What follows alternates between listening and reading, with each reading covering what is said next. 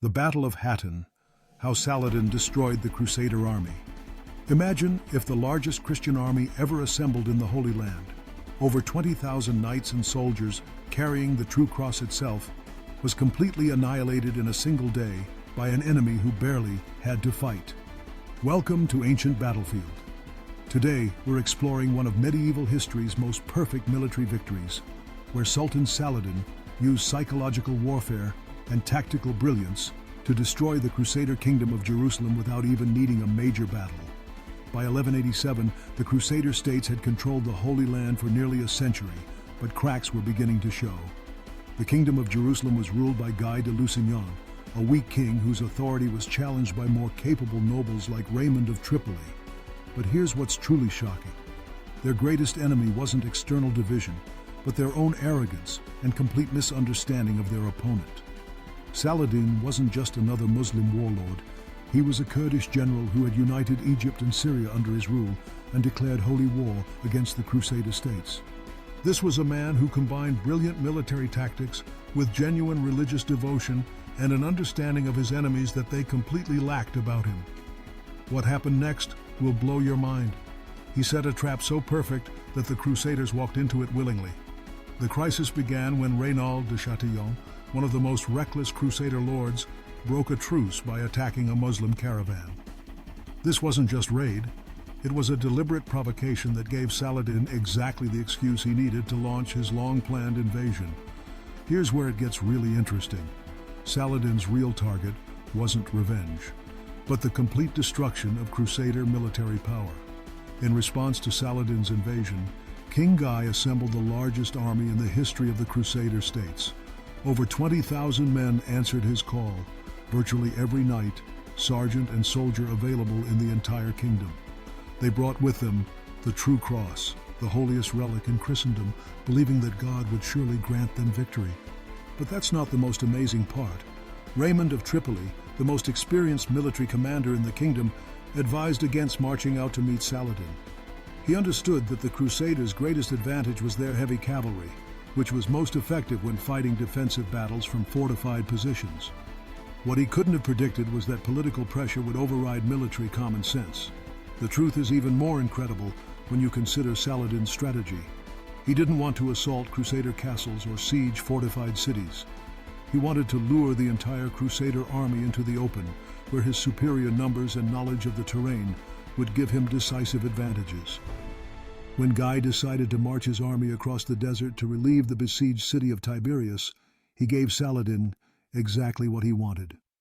The Crusader march toward Tiberias in early July 1187 was a nightmare from the beginning. Saladin's light cavalry harassed the column constantly, shooting arrows and then retreating before the heavy cavalry could respond. But here's what's truly shocking. The real enemy wasn't Saladin's arrows, it was thirst. Can you imagine marching in full armor across the Palestinian desert in July while under constant attack?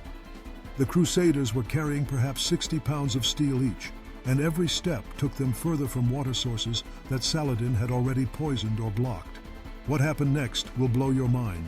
The army began to fall apart before the battle even began. By the evening of July 3rd, the Crusader army was trapped on the horns of Hattin, twin hills overlooking the Sea of Galilee. They could see water in the distance, but Saladin's army stood between them and any chance of relief.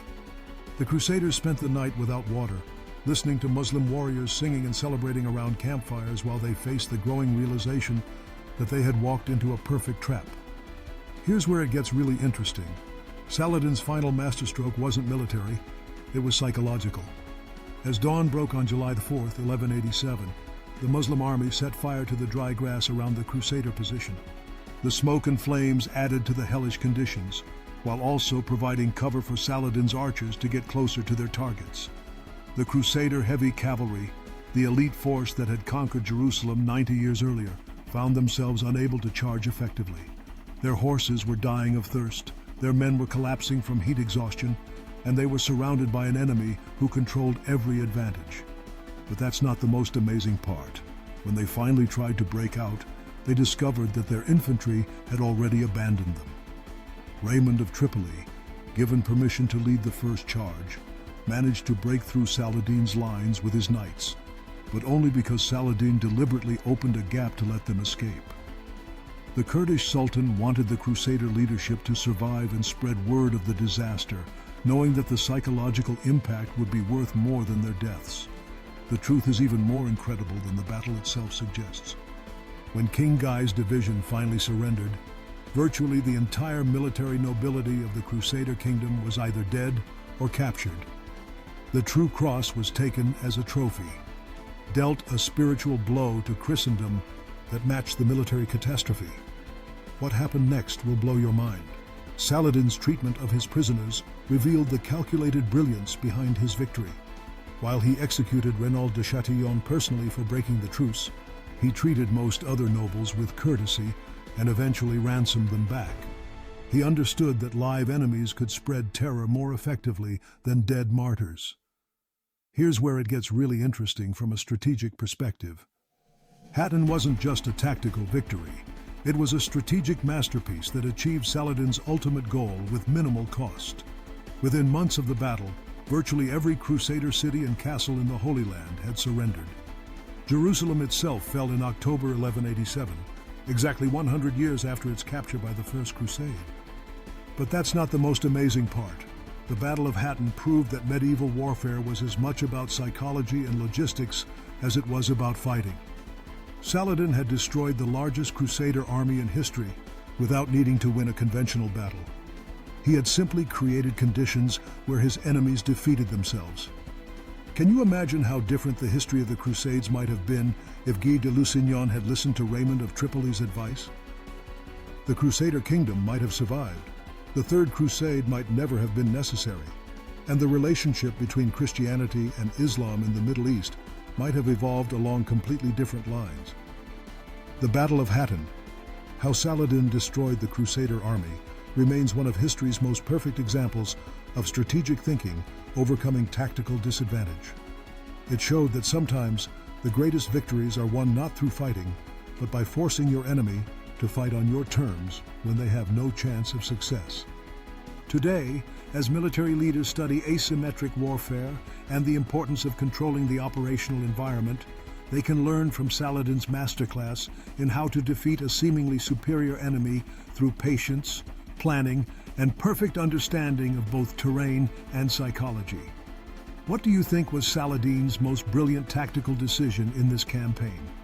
Let me know in the comments, and don't forget to subscribe for more strategic masterpieces from ancient battlefields.